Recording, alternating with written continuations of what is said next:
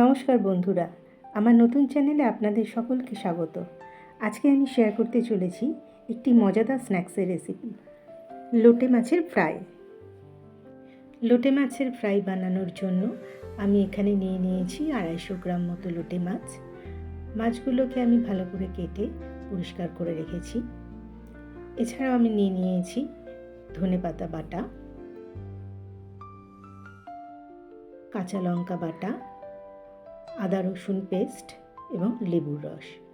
ধনেপাতাটা আমি মিশিয়ে নিচ্ছি। এর সঙ্গে দিয়ে দেব কাঁচা লঙ্কা এবং আদা রসুনের পেস্ট। এরপর এর মধ্যে মিশিয়ে নেব লেবুর রস।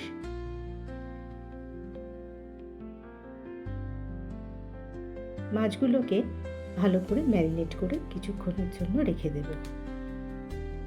মাছের মধ্যে আমি মিশিয়ে নিচ্ছি নুন।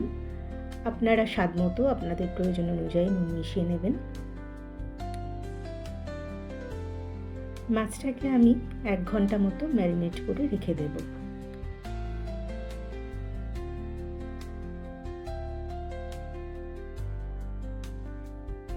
এবার আমি একটা পাত্রে বেসন নিয়ে তার মধ্যে সামান্য নুন ও লঙ্কার গুঁড়ো ও সামান্য হলুদ দিয়ে এরকম একটা ব্যাটার তৈরি করে নিয়েছি।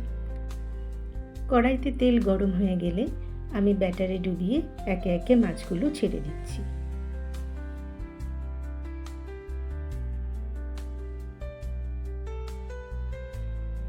মাছগুলো সুন্দর মুচমুচে করে ভাজা হয়ে গেছে।